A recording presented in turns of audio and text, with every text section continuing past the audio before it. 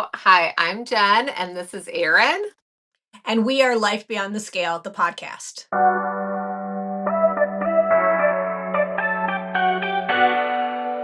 Hi, Erin, and hi, listeners. Today, we're going to talk about something a little different, just about how divorce rates are climbing among women in their 40s, 50s, and 60s.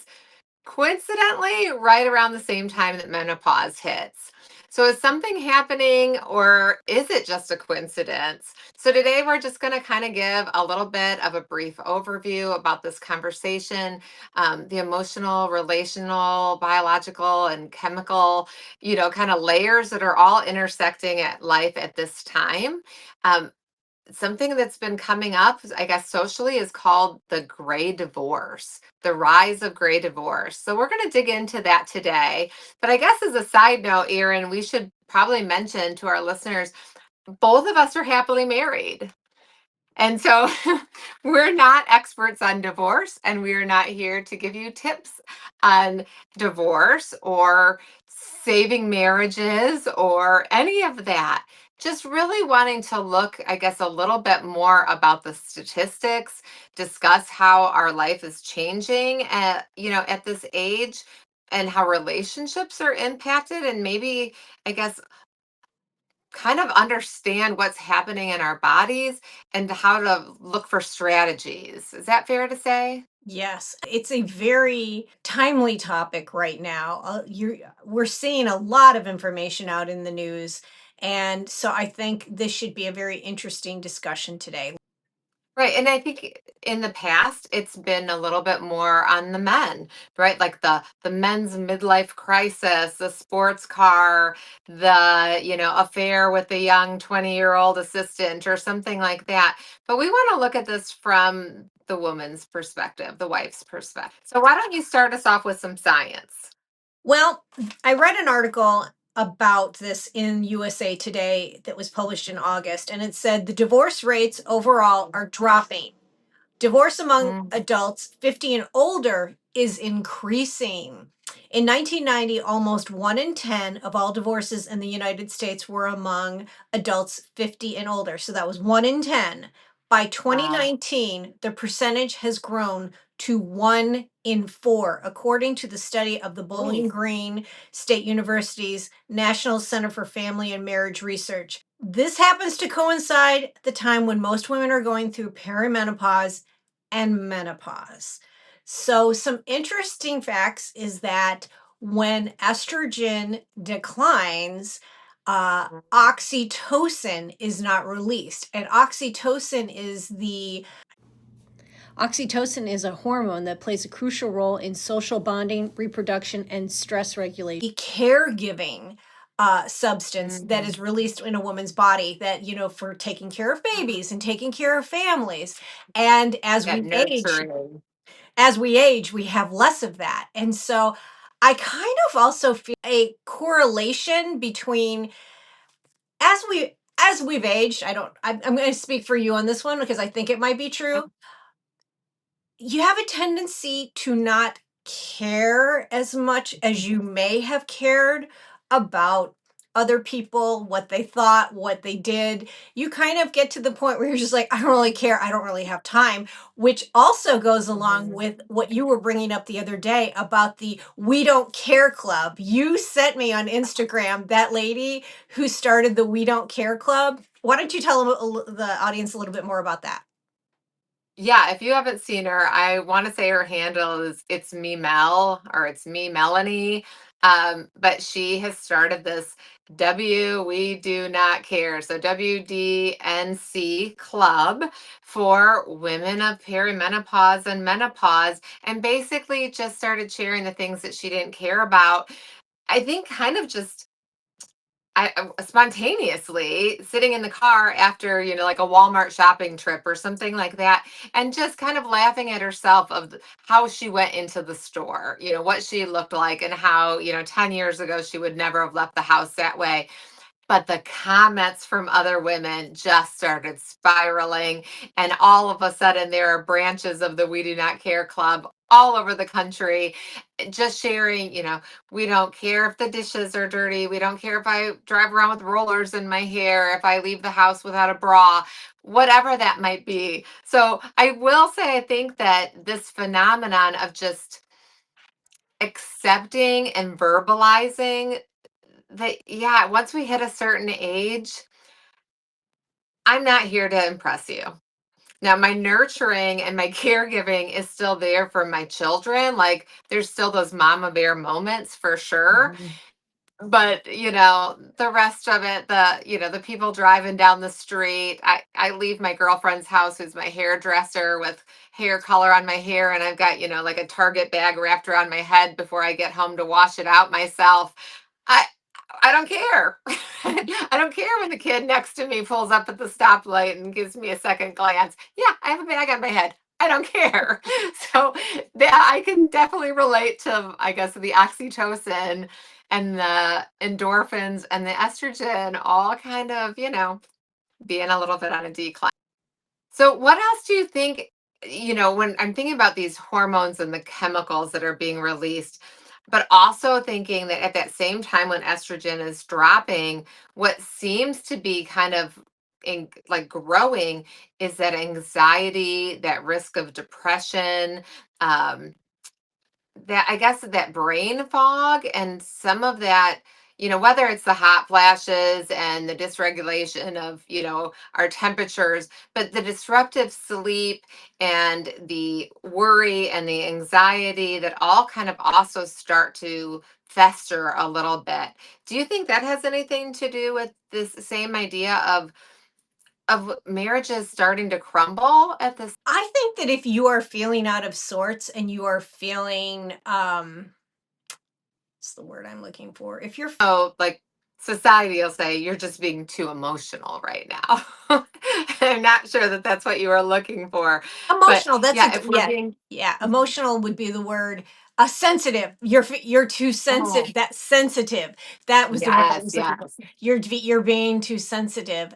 Um, I think that we also need to recognize that this is very individualized. Some people yeah, have a lot of different symptoms. Some people have absolutely zero none. symptoms who are like, Hmm. I don't know what you're talking about. I've never had that problem. That doesn't affect me. God bless you. Enjoy your life because you are one, count Right. yourself as one of the lucky ones that hasn't had to live through some of the symptoms. The symptoms can be very off-putting because Mhm. they tend to come on when you least expect it. And then all of a sudden, you think you're ready, you're in a situation, and then all of a sudden you are absolutely dripping in sweat and then freezing the next moment. Like, oh my God, somebody get me a sweater. And then the next minute you're in there standing in front of a fan, fanning yourself because you can't catch a breath. You feel a bit out of control when you're a young woman, when you're a teenager, and your hormones are like going crazy Yeah. and you have that emotional reaction. I mean, I can remember just being off the charts sometimes with my reactions with my family, and they'd be like, oh my God, what's the matter with you? Women in perimenopause and menopause also experience that, and they have a better understanding of their emotions and how Mhm. to regulate them. But when you are faced with so many of those things coming on all at once, it can be very hard. Anybody who's been married a very long time, I've been married Yeah. 33 years. How many years have you been married, Jen? 31. So about the You same. you you go through your happy times, you go through Sure. your less happy times. Mhm. And when you have emotional relations that are, let's say, haven't been addressed and have festered over time, I think that anyone who is feeling especially emotionally charged and they're upset about something, It's amazing. We kind of joke about husbands. It's like, "Well, what did you want me to do again?" And you're like, "I don't even know what I want you to do, but you're not doing Right. it right." It's like, "I don't know what Yeah, the answer is." I know But that part. I went into menopause. I went into early menopause when I had a hysterectomy, and so I was Mm. 45, and it was very strange. The hot flashes, the not being able to sleep. Um, I was able to do hormone replacement therapy. I am still on hormone replacement therapy, only a very teeny tiny amount, but still, it has been a life changing thing for me. It's not for everybody, but for me, it has been a personally good thing. For you, Jen, how has menopause symptoms been for you? Overall, fairly good. I would say I am not suffering from the hot flashes, although I will get those just feelings of feeling warm all of a sudden, which is very off for me because I always tend to run cold. And so I know that that's changing. I am a lot more worried than I used to be. I mean, I obviously with 6 kids, we're both pretty laid back, my husband and I. Like we kind of roll with the flow, go with the flow often. But now there are things that are starting to get stirred up emotionally where I'm a little bit more anxious, a little bit more worried and on silly things that typically I wouldn't care about. Um, where I think that it's happening the most, which also probably I could see how this could take the turn for the worse for maybe a couple who weren't as happily married, is just kind of some of that sexual, I don't want to say dysfunction, but just the desire and the changes and the shifts when it comes to what's happening sexually. Um, and I know also at the same time that men or my husband specifically is kind of like, what am I doing wrong? And I want to be like, nothing. It's me, And so this starts to create a little bit of a crevice, I guess, a crack, just to kind of knowing like, okay, this is different. Like we don't know how to navigate this part of the relationship. And he has no idea. He's never been around a perimenopause or menopausal woman before. He's like, do you come with, a Instructions? manual? Right? Like, what do we do here? And so this could be another reason why gray divorce happens because if there's not communication and both parties feel like it's them and no one's talking with each other, yeah, it would be really easy to start to find that divide, let alone the fact that at this age our children are kind of all ages, right? Like we've got two still in high school, and then I've got a happily married, daughter with a grandbaby, so we're kind of in all of that. But you just kind of went through that sandwich generation of the, aging parents and then having your daughter just kind of recently move out of the house. So that could be another thing of like, who am I if I'm not your mom? Who am Yes. I? Do I want to just be seen as the wife? And now you guys are talking retirement. So all of these changes, let alone the chemical and biological changes happening within women, now there's all these outer forces of life that we're learning how to navigate for the first. Something to keep in mind, though it's mostly this is geared toward more women, but to consider the fact that as men age, their testosterone level goes down too. It's not just the woman who's dealing with a libido change. Men also deal with libido changes. And so if you don't have some open communication, that is definitely where you could see where there could be cracks. Okay, before we keep talking, had you ever heard of this term, Grace? I hadn't. It was funny because my husband, he read an article about it and he says, "You're not going to gray divorce me, are you?" And I'm like, "What are you talking about?" And so he told me about the article and I'm like, "Oh, that's interesting." I said,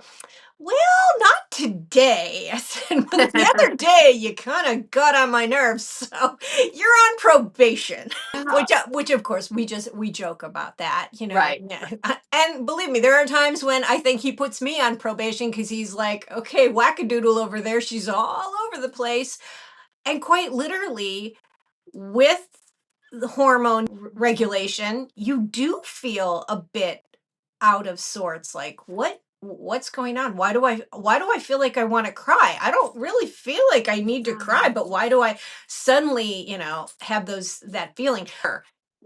But if I am having brain fog or these emotional fluctuations, and my memory isn't maybe what it used to be, that can break down communication as well, right? Between relationships, specifically today with spouses, but it could just be even with loved ones of, I don't remember you telling me that. I agree to that, and all of that kind of bouncing around.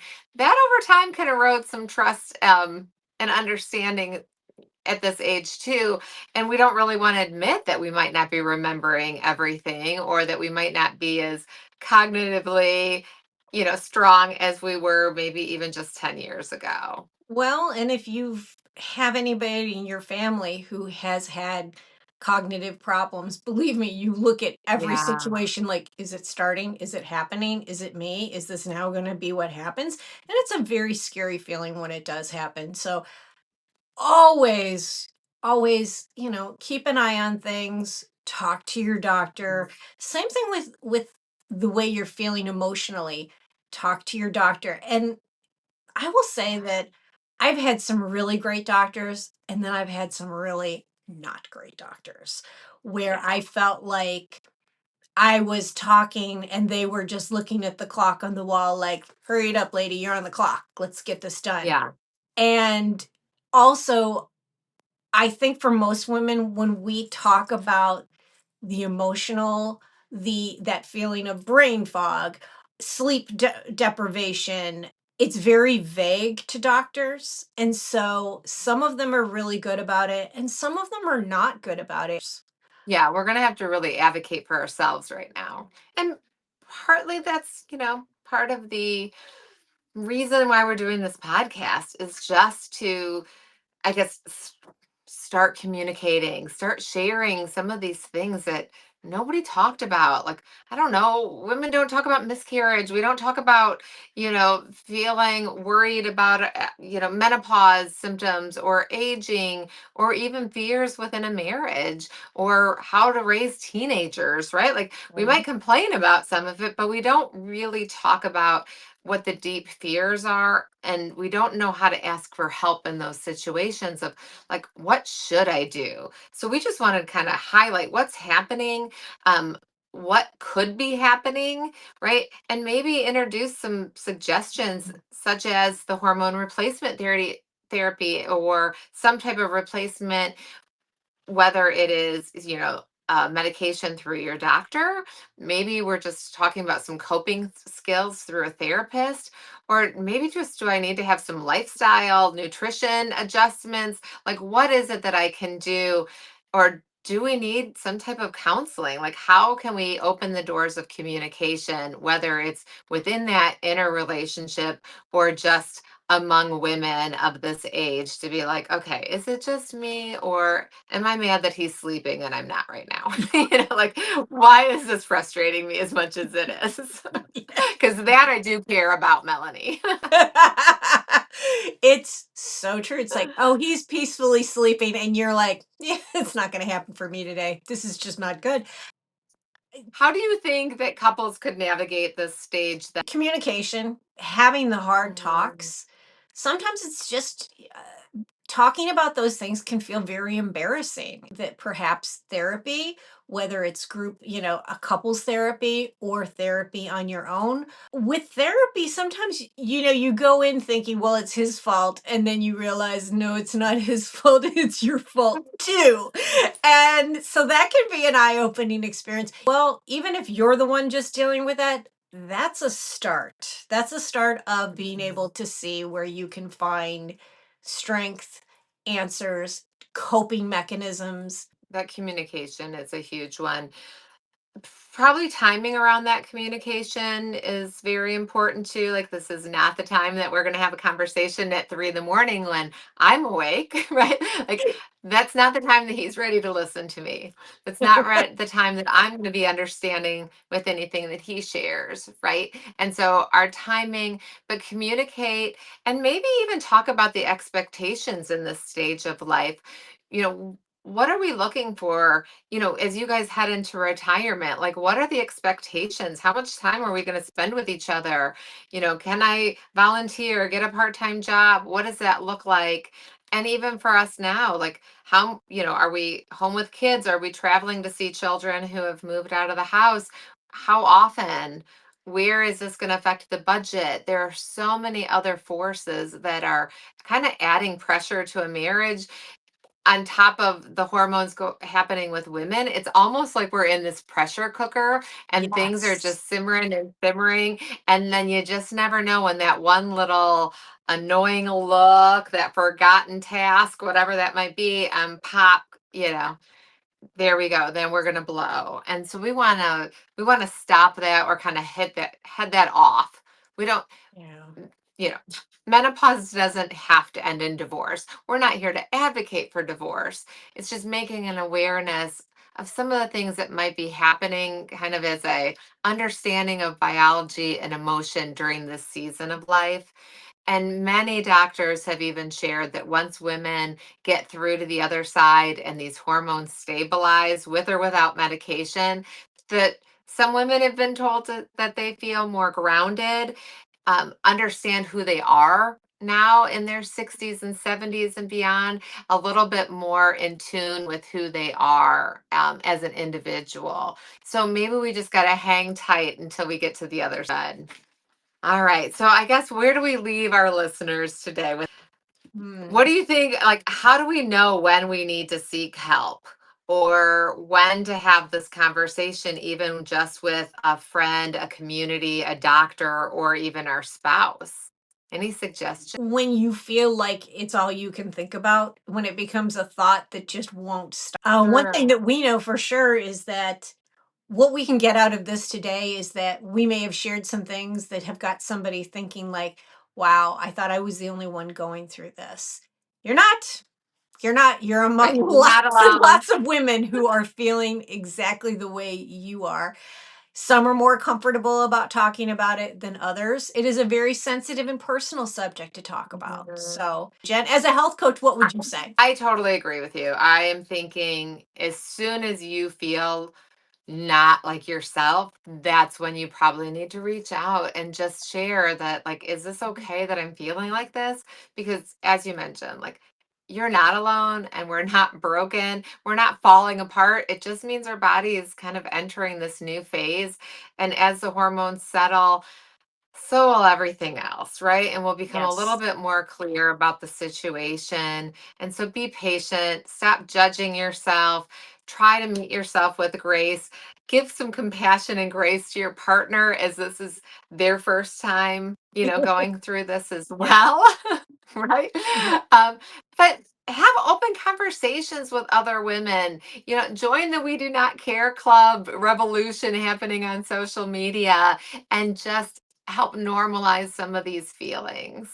You know what? I will put a link to her page on Instagram. I think women, I mean, millions of women are following this movement on social media because nobody has ever said that. And in the past, if you've acted like you didn't care, you came across kind of as a bee, right? And so we're saying, no, like we we just don't have to meet your expectation anymore. We're at that next stage of life where this is about learning who we are in this next stage of 40s on up. As I said, we are not the experts on marriage or on divorce, just trying to normalize the conversation here and help you know that you're not alone. So if this resonated with you, feel free to share it with a friend. Give us your feedback. Put any thoughts or in the comments if you've heard these terms. If there's anything else that you think is affecting relationships or have any other strategies that you think other women could grow and learn from, we'd really love to. And for those of you watching on YouTube and Spotify, we didn't plan the color today. It's just our we just we just like the We're same just things. connected. We show up at work sometimes and they're like, "Did you guys plan that?" I'm like, "No, No, we didn't." no coordination. No coordination. No, I love it. Yes. So until we see you again, and we will see if we're matching in our next episode. But stay tuned for our coaching corner. Sounds good, guys. Have a great week. We'll see you next week. Bye bye. Bye bye. Hi, I'm Jen, and thank you for joining me on today's Coaching Corner. So, if you're in midlife and you're feeling underappreciated or misunderstood in your marriage, you're not alone. This season of life is bringing about big shifts in our hormones, our identity, and even our purpose. And sometimes that version of you that's emerging is no longer feeling seen by the partner who's known you for decades. So, before you start imagining life on your own or exploring what's next, I want you to pause. Let's go through a few strategies. First, I want you to just go back to the beginning. Think about the first time you met your partner. What did you think about when you saw them? Do you remember where you were? What your first date was like? Maybe your first kiss? The first time you told each other you loved each other? Try to reconnect with some of those old memories, but also embrace and give yourself grace to understand that you guys are not the same people you were all those years ago. Life has changed, it's kept evolving.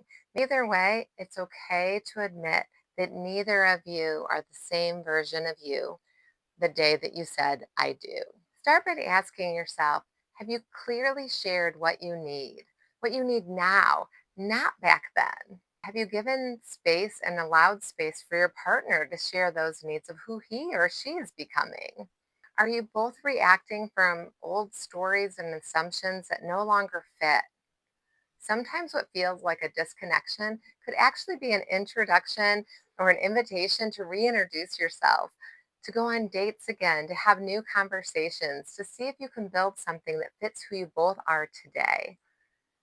I'm going to really encourage you to do that inner work for yourself first. Understand your triggers, your unmet needs, your desires, so that whatever comes next is going to be coming from a place of empowerment and not escape. You do deserve to feel seen and heard and valued, but start by doing that and valuing yourself first. That energy alone can shift everything, including your marriage.